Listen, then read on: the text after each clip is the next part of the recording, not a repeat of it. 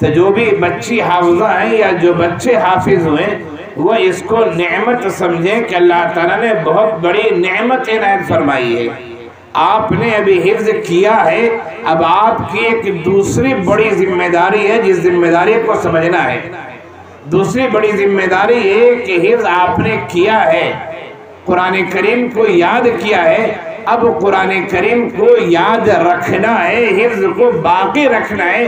یہ بہت بڑی ذمہ داری ہے، خاص طور سے بچیاں جو ہیں خواتین، ان کے لیے قرآن کریم کو یاد رکھنا بہت مشکل ہو جاتا ہے، اور ہمارے وہ بچے بھی جو قرآن کریم کی حفظ کی تکمیل کے بعد اپنے لائن چینج کر دیتے ہیں، ان کے لیے بھی قرآن کریم کو یاد رکھنا بہت مشکل ہو جاتا ہے۔ میں یہ نہیں کہتا ہوں کہ آپ حافظ قرآن بن گئے تو آپ عالم ہی بنے، مفتی ہی بنے، مدرسے ہی پڑھیں، یہ میں نہیں کہتا ہوں۔ تو میں یہ کہہ رہا تھا کہ آپ حافظ بن گئے، خوشی کی بات ہے، عالم بنے اور بھی خوشی، لیکن آپ کے لیے عالم بننا کوئی فرض واجب نہیں ہے۔ آپ بنیں گے تو قابل مبارکباد ہوں گے، اور یہ اللہ کی ایک دوسری نعمت آپ کے اوپر ہوگی۔ جیسے کہ آپ تقریر سن رہے تھے العلماء ورثۃ الانبیاء، کہ علماء انبیاء کرام کے وارث ہوتے ہیں، تو علماء کی فضیلت مسلم ہے، علماء کی اہمیت مسلم ہے، علماء کی قدر و منزلت اللہ کے نزدیک مسلم ہے۔ نبی کا وارث ہو جانا کوئی معمولی بات نہیں ہے، یہ بھی توفیق الہی سے ہوتا ہے، یاد رکھیے۔ اسی لیے میں نے شروع میں کہا تھا مدرسے میں داخلہ لینے والا ہر بچہ عالم نہیں بن جاتا ہے، مدرسے میں داخلہ لینے والا ہر بچہ مفتی نہیں بن جاتا ہے، مدرسے میں داخلہ لینے والا ہر بچہ حافظ نہیں بن جاتا ہے۔ یہ توفیق الہی ہے کہ اللہ تعالیٰ جس کے ذریعے چاہے اپنے دین کی حفاظت کروا لے، جس کے ذریعے چاہے اپنے قرآن کریم کی حفاظت کروا لے، جس کے ذریعے چاہے اللہ تعالیٰ اس کے سینے میں قرآن کریم کو محفوظ کرا دے۔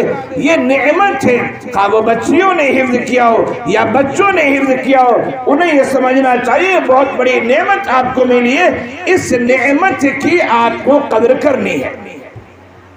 اگر نعمت کی قدر نہیں کریں گے، یاد رکھیے قرآن انسان کا کلام نہیں ہے، قرآن اللہ کا کلام ہے، اور اللہ کی بات ہے، اور اللہ کا کلام بہت غیرت والا کلام ہے۔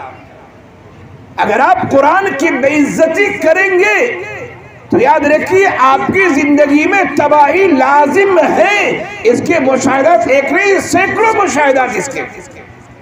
ایک ہے قرآن کریم نہ پڑھنا، وہ ایک الگ بات ہے، اور ایک ہے قرآن کی بے عزتی کرنا، آپ اسے پاؤں سے ٹھوکر مار رہے ہیں، آپ اس کو کوئی اہمیت نہیں دے رہے۔ جن کے سینوں میں قرآن ہے آپ ان کو اہمیت نہیں دے رہے، ان کو الٹا سیدھا علماء حفاظ کو بول رہے ہیں۔ اس کا مطلب ہے کہ آپ قرآن اور صاحب قرآن کی بے عزتی کر رہے ہیں۔ یہ قرآن بہت باغیرت ہے، بہت باغیرت ہے، اس کی بے عزتی اگر آپ کریں گے تو آپ کی زندگی میں بھی تباہی آئے گی، اور اگر حفاظ کرام نے بھی قرآن کی بے عزتی کی تو ان کی زندگی میں بھی خرابی آ جائے گی، اور قرآن ان کے سینے سے نکل جائے گا۔ اہل عرب کہا کرتے ہیں، عربی کا مقولہ ہے جس کا میں مفہوم بتا رہا ہوں، کہ قرآن کریم باغیرت ہے۔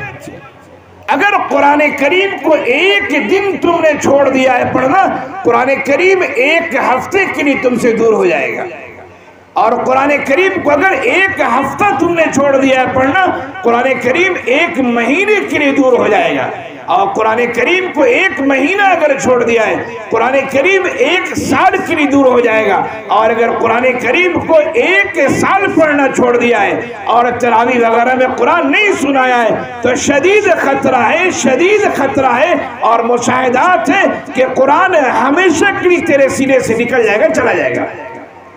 قرآن بہت باغیرت کتاب ہے، حفاظ کرام کو اس کتاب کی غیرت کا خیال رکھنا چاہیے۔ حفظ کرنا یہ آسان ہوتا ہے، 2 سال 3 سال میں آدمی حافظ بن جاتا ہے۔ حفظ کرنا آسان ہوتا ہے، قرآن کریم کا کوئی حفظ رکھنا یہ مشکل ہوتا ہے۔ حفظ رکھنے کا تعلق زندگی بھر سے مرتے دم تک ہے، اور حفظ کرنے کا تعلق 3 سال 3.5 سال سے ہے۔ تو آپ نے ابھی قرآن کریم حفظ کیا ہے، ابھی آپ نے قرآن کریم حفظ کیا ہے، آپ یہ عہد کریں کہ ہمیں قرآن کریم کو یاد بھی رکھنا ہے اور قرآن کریم کے جو تقاضے ہیں ان تقاضوں پر ہمیں عمل کرنا ہے۔ قرآن کریم کے تقاضوں پر کیسے آپ عمل کریں گے؟ قرآن کریم کے تقاضوں پر عمل کریں گے کہ آپ قرآنی علوم کو سیکھیں گے، قرآنی علوم کو جانیں گے۔